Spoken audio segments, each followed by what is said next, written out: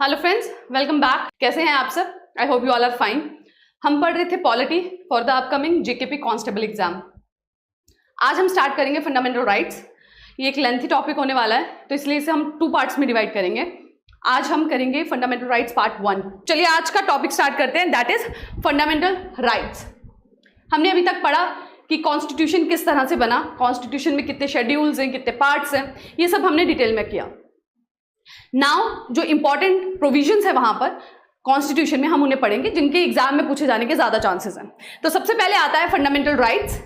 Fundamental rights जो हैं that is it is from article 12 to article 35।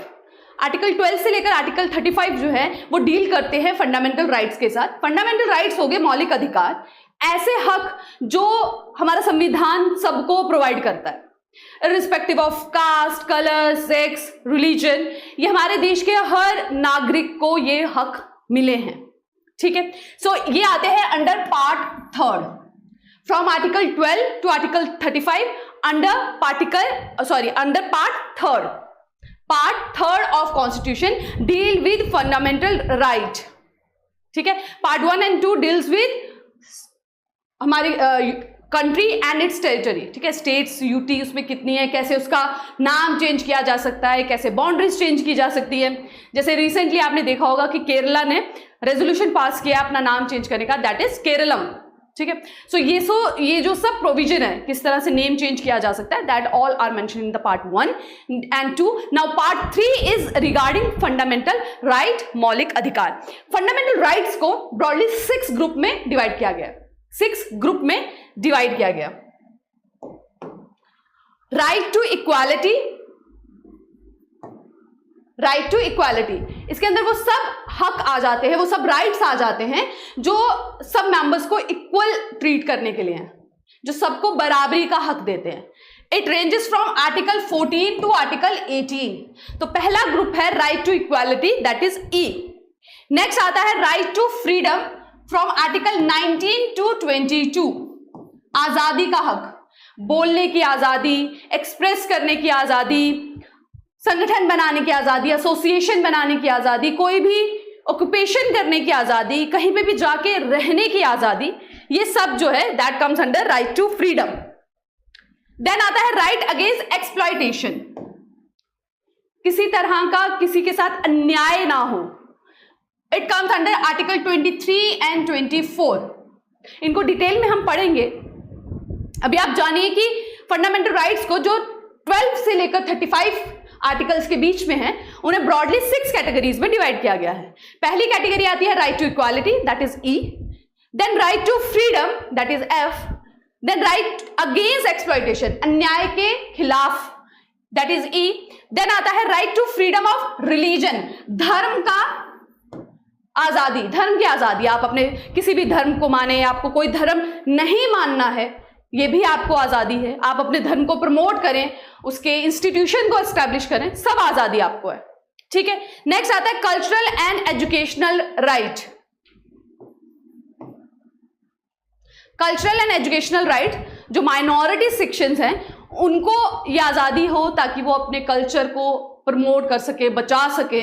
ठीक है, उन्हें उनकी मदर टंग में पढ़ाया जाए, उन्हें उन सब स्क्रिप्चर्स को प्रिजर्व करने की आजादी हो। These all are mention under 5th category, that is cultural and educational right. And last comes the right for constitutional remedies. So ये क्या बन गया,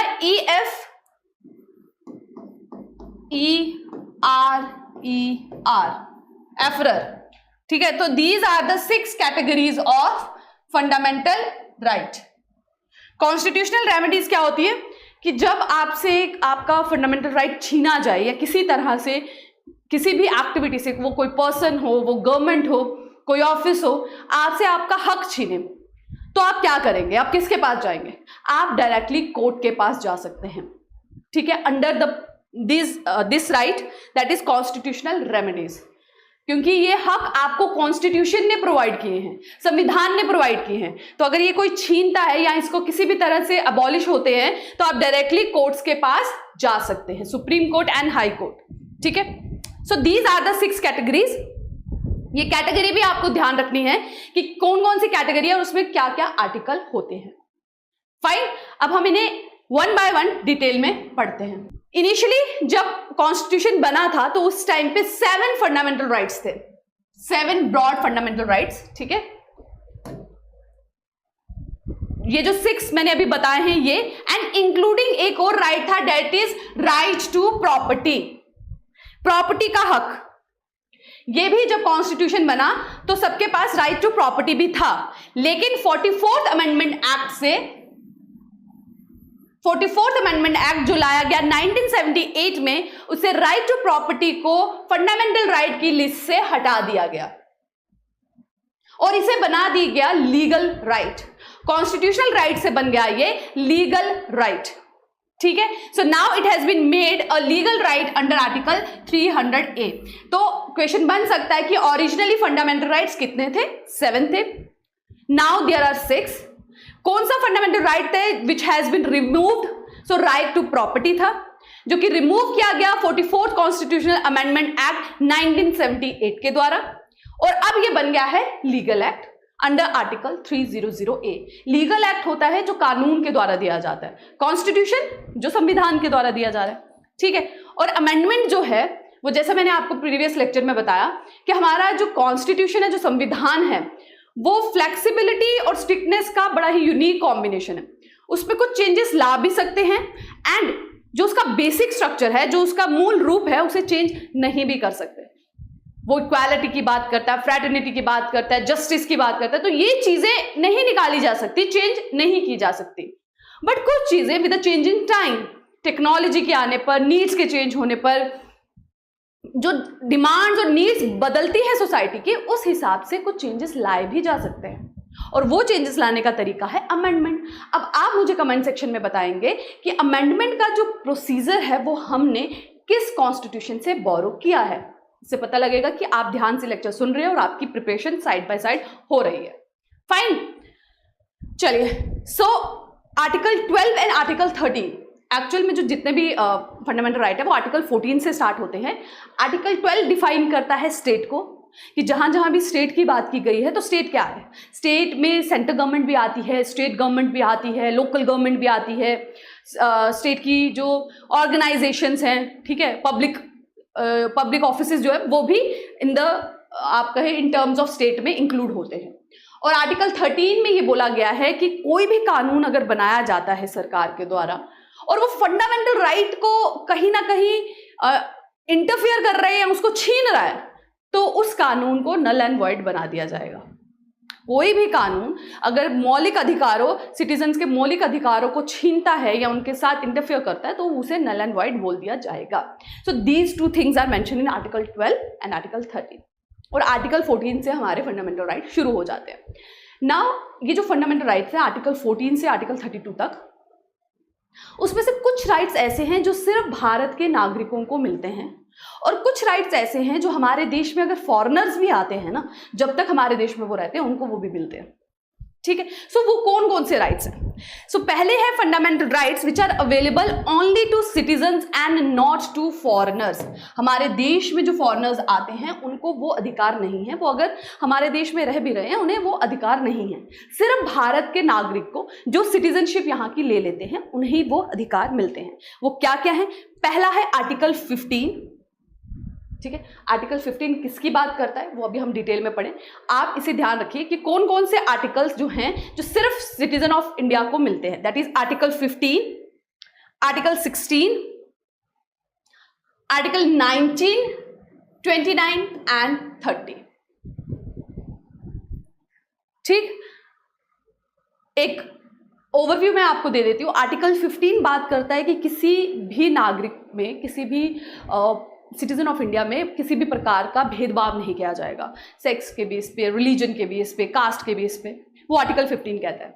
आर्टिकल 16 बात करता है कि जब ऑक्यूपेशन की बात होगी, गवर्नमेंट ऑफिसेज की बात होगी, तो पब्लिक एम्प्लॉयमेंट की बात होगी, तो भी इन सब कैटेगरीज पे भेदभाव नहीं किया जाएगा, ठीक है। देन आर्टिकल 19 बात करता है फ्रीडम की, कि आपको बोलने का हक है, बात करने का, एक्सप्रेशन का, एसोसिएशन का। Article 29 and 30 is related to minorities, ठीक है। तो ये जो हक हैं आर्टिकल 15, आर्टिकल 16, आर्टिकल 29, 30 एंड 19, ये सिर्फ भारत के नागरिकों के पास है। ठीक है, 15, 16, 19, 29 and 30, these are available to only citizen of India. Clear है? अब वो जो हमारे देश के नागरिकों को और फॉरेनर्स को भी मिलते हैं, except enemy aliens. Enemy aliens क्या है? जो हमारे दुश्मन देश है, ठीक है, पाकिस्तान के नागरिक आ जाते हैं, उन्हें, बांग्लादेश के आ जाते हैं, उन्हें ये हक नहीं है। ठीक है, तो वो कौन कौन से हो गए? That is article 14, 20, 21, 22, 23।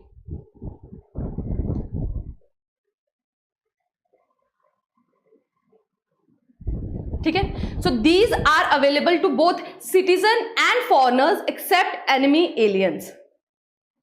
14 बात करता है बराबरी की, कि कानून के सामने सब बराबर हैं। 20 बात करता है protection in respect of conviction, जब सजा दी जाती है, पकड़ा जाता है पुलिस के द्वारा, तो उसमें भी आपको कुछ बेसिक अधिकार मिले होते हैं। वो क्या है डिटेल में अभी हम पढ़ेंगे, डोंट वरी। अब जस्ट एक ओवरव्यू ले लीजिए कि कौन कौन से हक है जो सिटीजन ऑफ इंडिया और फॉरेनर्स दोनों को मिलते हैं। आर्टिकल 21 बात करता है राइट टू लाइफ की, जीने का हक। 22 बात करता है अरेस्ट और डिटेंशन के अगेंस्ट प्रोटेक्शन। 23 बात करता है सुरक्षा अगेंस्ट एक्सप्लॉयटेशन, ट्रैफिकिंग और चाइल्ड लेबर, फोर्स लेबर, ये सब के अगेंस्ट जो है प्रोटेक्शन प्रोवाइड की जाए। तो ये भी भारत के नागरिकों और फॉरेनर्स दोनों को अवेलेबल है। एंड लास्ट आता है right to freedom of religion, that is article 25 and 28। तो आप सिर्फ इतना ध्यान रखेंगे कि वो कौन से आर्टिकल हैं, जो वो कौन से हक हैं जो सिर्फ भारत के नागरिकों को मिले, तो remaining all are available to all. ठीक है, तो वो कौन से? That is article 15, 16, 19, 29 and 30। Clear है?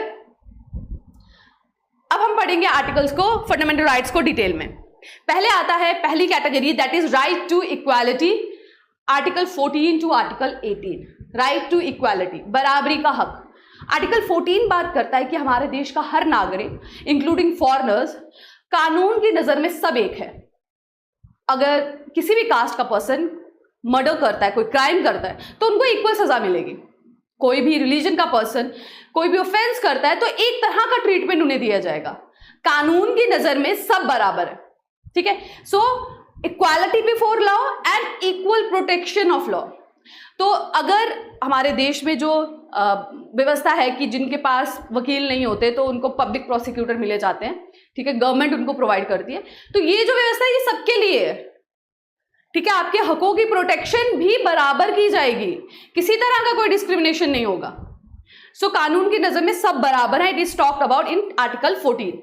नेक्स्ट आता है आर्टिकल 15, जो बात करता है कि किसी भी बेस पे डिस्क्रिमिनेशन, भेदभाव ना हो। क्या बेसिस हैं? There are 5। पहला है रिलीजन, रेस, कास्ट, सेक्स और प्लेस ऑफ बर्थ। धर्म के बाद पे रेस की बात पे करते हैं ना, रेशियल डिस्क्रिमिनेशन जो होता है, कलर ऑफ फेस, ठीक है, हेयर ऑफ कलर, जो फिजिकल अपीयरेंस के बेसिस पे डिस्क्रिमिनेशन करना। ठीक है, नॉर्मली जनरली आपने देखा होगा नॉर्थ ईस्टर्न एरिया से जो पर्सन्स आते हैं उनके साथ बहुत रेशियल डिस्क्रिमिनेशन किया जाता है।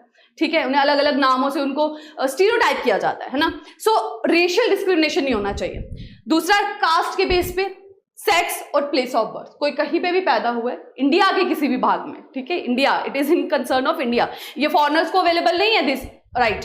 आर्टिकल 15 जो है इसके अंदर जो हक है वो फॉरेनर्स को अवेलेबल नहीं है। तो किसी भी प्लेस ऑफ बर्थ पे, मतलब विद इन इंडिया, ठीक है, तो उनके साथ डिस्क्रिमिनेशन नहीं की जा सकती। नहीं कहा जा सकता कि आप इस कास्ट के हैं तो आप मंदिर नहीं जा सकते, आप इस कास्ट के हैं तो इस पब्लिक प्लेस पे नहीं जा सकते, आप इस चीज को टच नहीं कर सकते। So all these can not be done. Next आता है article 16। This is also under right to equality, that is equality of opportunity in public employment. ठीक है, कि सबको एक जैसी अपॉर्चुनिटी। अब देखिए, जब फॉर्म्स निकलते हैं सिर्फ कुछ कंडीशन में छोड़ के, जहां पे कुछ स्पेशल रिक्वायरमेंट होती है, जैसे अभी सुपरवाइजर का था तो वहां पे स्पेसिफिकली मेंशन था कि फीमेल सुपरवाइजर, ठीक है, क्योंकि वो कैटेगरी वैसी है। ठीक है, तो उनको छोड़ के अदरवाइज पब्लिक एम्प्लॉयमेंट में आपसे डिस्क्रिमिनेशन नहीं किया जा सकता। All are equal eligible. बस कुछ एलिजिबिलिटी क्राइटेरिया उन्होंने रखे होते हैं कि जो जो ग्रेजुएट है, ठीक है, क्वालिफिकेशन के बेस पे। अब वो ये नहीं कहते कि इस कास्ट के ग्रेजुएट सिर्फ, इस रिलीजन के ग्रेजुएट सिर्फ, इस रेस के ग्रेजुएट सिर्फ, है ना, वो ऐसी कभी भी नोटिफिकेशन नहीं आती। सो पब्लिक एम्प्लॉयमेंट में भी सबको बराबरी की अपॉर्चुनिटी मिलती है। कुछ स्पेसिफिक एलिजिबिलिटी क्राइटेरियाज बनाए जा सकते हैं, दैट इज टोटल प्रोसीजर के बेस पर, ठीक है। Otherwise there can not be discrimination का जो ग्राउंड्स है वो सेम रहेंगे, that is religion, race, caste, sex, descent भी लिखा गया है एक और चीज, that is and place of birth, ठीक है। कुछ केसेस पे जैसे पहले हमारे जो हमारी J&K जब स्टेट हुआ करती थी तो यहां पर बाहर के लोगों को एम्प्लॉयमेंट करना अलाउड नहीं था, ठीक है। तब स्टेट सब्जेक्ट होना जरूरी था, सिटीजनशिप होना जरूरी था, तो that is a special criteria. वैसी चीजें बनाई जा सकती है with special provision, otherwise generally there can not be discrimination, ठीक है। वो स्पेसिफिक आप कहे प्रोविजंस के अंडर वो क्राइटेरिया दिया जा सकता है, ठीक है। नेक्स्ट आता है अबॉलिशन ऑफ अनटचेबिलिटी। अनटचेबिलिटी का मतलब है जहां पे untouchability, when earlier it has been found कि जो लोअर कास्ट के लोग थे उनको टच करना अलाउड नहीं था, माना जाता था कि अपवित्र हो जाएंगे, तो ये माइंडसेट था, ये प्रैक्टिस किया जाता था, तो ये ह्यूमन डिग्निटी के खिलाफ है। इसीलिए हमारे कॉन्स्टिट्यूशन में ये भी एक राइट इंक्लूड किया गया under right to equality, that is abolition of untouchability. इस प्रैक्टिस को, अनटचेबिलिटी की प्रैक्टिस को बिल्कुल प्रोहिबिट कर दिया गया, और जो लोग ये करेंगे उन्हें सजा मिलेगी under protection of civil rights, ठीक है। अनटचेबिलिटी को माना गया है as a social evil. Last जो आर्टिकल आता है under the category of right to equality is abolition of titles. हमारे देश में किसी भी तरह का कोई टाइटल अपने साथ नहीं लगा सकता, जैसे राजा, महाराजा, रानी, ये सब जो पहले यूज किया करते थे उन्हें अलाउड नहीं है नेम के साथ लगाना, एक्सेप्ट मिलिट्री टाइटल्स जैसे कर्नल वगैरह दिए जाते हैं, या जो परमवीर चक्र वगैरह दिए जाते हैं, उनको आप अपने नाम के साथ बोलते हैं कि ये मिला है उन्हें, ठीक है।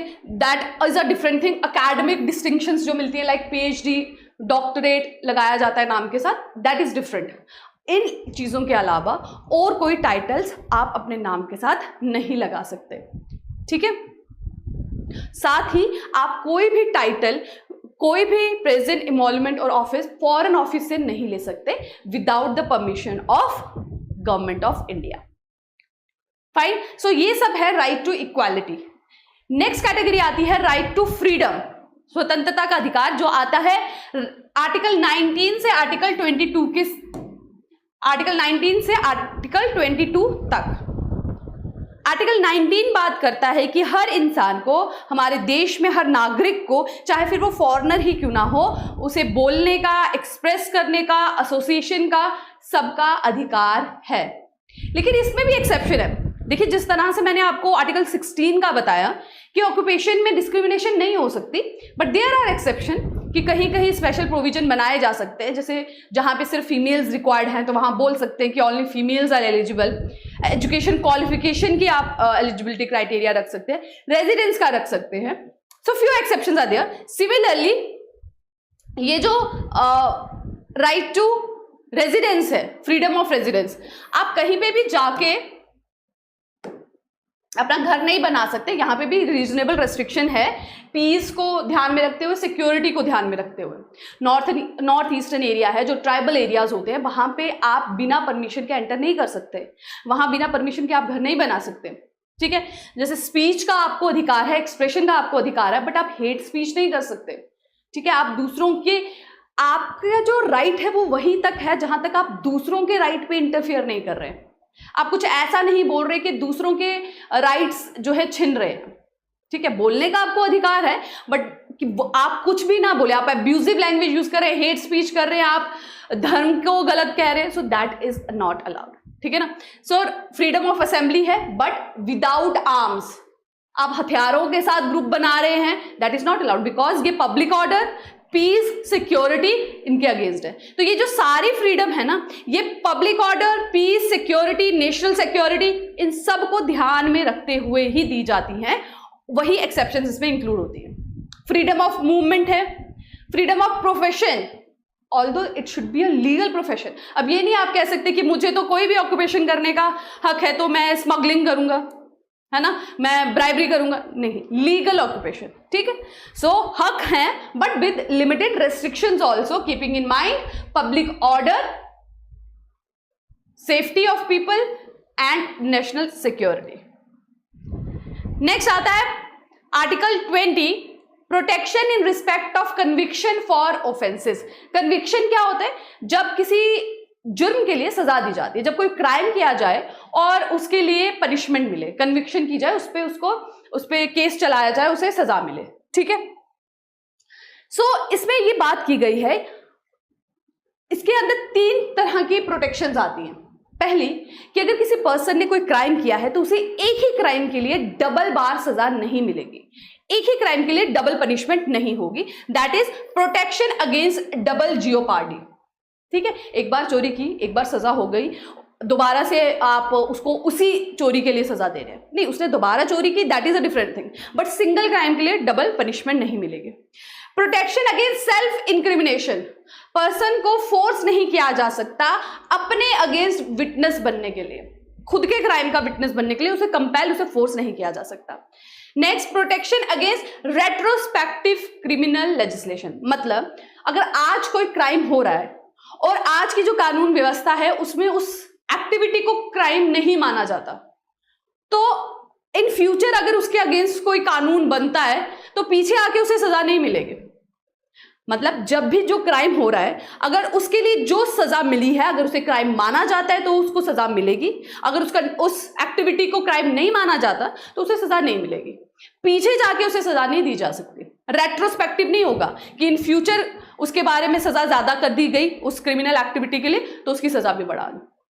सपोज आज कोई थेफ्ट करता है और आज उसकी सजा जो है फाइन के साथ 2-3 साल की सजा है, इन फ्यूचर उस पर्टिकुलर थेफ्ट के लिए उम्र कैद की सजा बना दी जाती है, तो उस पर्सन को दोबारा से उम्र कैद की सजा नहीं होगी, ठीक है, रेट्रोस्पेक्टिव नहीं होगा, ठीक है, क्लियर है। So that is the protection in respect of conviction for offences, article 20। So this is available only to citizen of India. Next आता है article 21, that is protection of life and personal liberty. ये बहुत broad है, जीने का अधिकार, liberty के साथ, आज़ादी के साथ जीने का अधिकार। इसके अंदर राइट टू प्रिवेसी भी आता है, राइट टू बहुत से राइट आते हैं आपको, लाइवलीहुड का हक है, हेल्थ का हक है, एजुकेशन का हक है, ये सब जो राइट्स है ये राइट टू लाइफ के अंदर आते हैं, ठीक है। सिर्फ जीना ही नहीं कि आपको सांस हवा मिल रही है, दैट इज इट, नहीं, लिबर्टी के साथ, रिस्पेक्ट के साथ, ह्यूमन डिग्निटी के साथ, ये आपका हक है कि पूरी इस तरह के आप कहे एस्टैब्लिश किए जाए, व्यवस्था बनाई जाए कि आप डिग्निटी के साथ जी सकें, ठीक है। So this right is available to both citizen and non citizens and serve as a corner store of individual right. Right to education जो है दैट इज आर्टिकल 21A, ये लेटर ऑन ऐड किया गया था राइट टू लाइफ के under, ठीक है। It was added by the 86 constitutional amendment, ये आपको ध्यान रखना है। एक अभी हमने 44th कॉन्स्टिट्यूशनल अमेंडमेंट एक्ट पढ़ा जिससे जो राइट टू प्रॉपर्टी था उसे निकाला गया था। अब ये जो राइट टू एजुकेशन है इसे लेटर ऑन ऐड किया गया under article 21 by 86 constitutional amendment act. इससे पहले ये डीपीएसपी था। डीपीएसपी क्या होते हैं? Directive principle of state policy, ठीक है। ये कुछ डायरेक्शंस होती है जो स्टेट्स को दी गई हैं, ये कॉन्स्टिट्यूशन में मेंशन है, इनके बारे में भी हम पढ़ेंगे।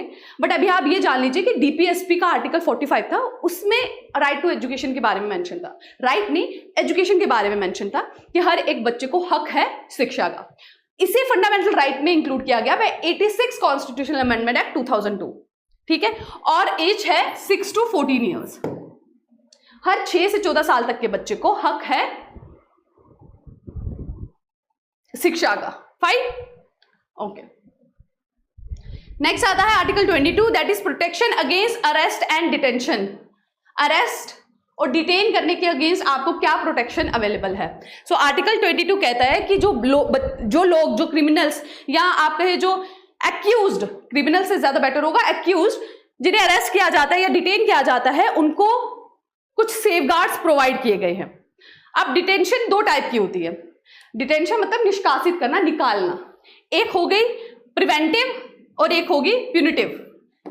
प्रिवेंटिव मतलब कि अभी कोई क्राइम हुआ नहीं है बट खतरा है कि क्राइम हो सकता है। अभी कुछ गलत एक्टिविटी हुई नहीं है बट ऐसा लगता है कि ये पर्टिकुलर पर्सन जो है पब्लिक ऑर्डर को डिस्टर्ब कर सकता है, सिक्योरिटी को डिस्टर्ब कर सकता है, तो प्रिवेंटिव एक्टिविटी होने से पहले ही उसे डिटेन कर दिया जाना, ऑफेंस होने से पहले ही उसे रोक देना। आपने देखा होगा वो कर देते हैं ना, होम अरेस्ट कर देते हैं, सिर्फ it is preventive detention. Home arrest करते हैं कि चांसेस है कि ये न्यूसेंस क्रिएट कर सकते हैं, क्योस कर सकते हैं।